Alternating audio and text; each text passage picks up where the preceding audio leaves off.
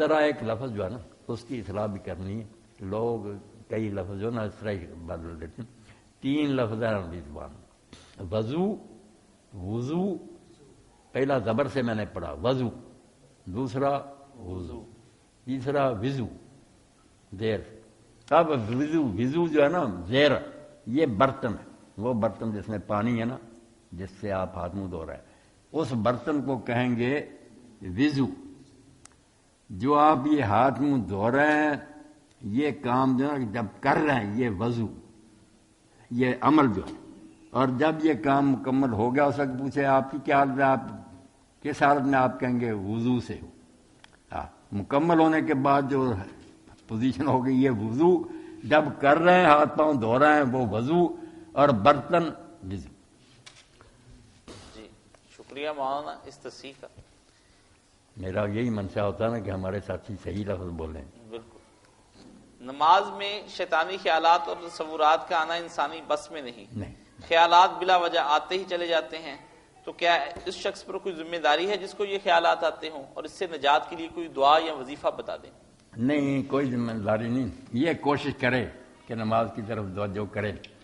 اور اس کے لیے ایک آسان نسخہ یہ بھی ہے کہ اگر کوئی پاس نہیں نا نماز پڑھ رہا، پریشان نہیں ہو رہا، آپ کسی کو ڈسٹرب نہیں کر رہے، تنہائی میں اکیلے، تو ذرا اونچی آواز سے پڑھے. کوئی نماز بھی ہو نا، جو پڑھ رہا ہے الحمدللہ رب العالمین، یہ ذرا اونچی اونچی کہتے جائیں. ایک وقت میں ایک ہی آواز کان میں پڑے گی نا، پھر شیطانی کیا ہونے، یہی کلمات آپ کے کان میں پڑھتے رہے. یہ آپ اپنی نمازوں میں کیا کریں کہ اگر پاس نہیں نا کوئی نمازی، تو سب کچھ جو ہے نا عصر، ظہر، مغرب، عشاء، سنت، فجر تھوڑی تھوڑی آواز سے پڑھا کریں. وہ پھر آپ کو نا اپنی کلمات سنائی دیں گے. عمومی حالت میں مولانا پاکیزہ خیالات کی آمد کے لیے کیا دعا کرنی چاہیے؟ بس اب وقت ختم ہو رہا، سب لوگ نا ایک امر جو فجر کی نماز کے بعد شروع کریں، 41 بار پڑھا کریں. اللہ رب العالمین فضل فرمائے: یا حیو یا قیوم یا بدیع السماوات والارض یا ذا الجلال والاکرام نور قلبی بے نور معرفتک یا اللہ یا اللہ یا اللہ. 41 بار کہیں کہ میرے دل کو منور کر دے اپنی یاد سے، یہ بے یقینیاں وسوسے شک دور ہوں گے، دین پر پورا یقین حاصل ہوگا، اور خیالات جو ہے نا اللہ تعالیٰ انفاصل سے نجات دے گا.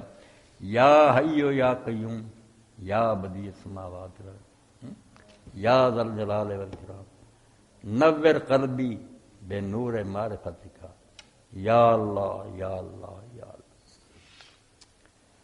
آپ لوگ پوچھ لیتے ہیں، بہت اچھی بات ہے، کچھ نہ کچھ اچھی بات میری طرف سے بھی آپ کو پہنچ دے. اللہ مجھے بھی اجر دے، عمل کی توفیق دے، آپ لوگوں کو بھی خیر سے رکھے. اسی کے ساتھ ہم آج کا پروگرام ختم کرتے ہیں. وآخر دعوانا ان الحمدللہ رب العالمین.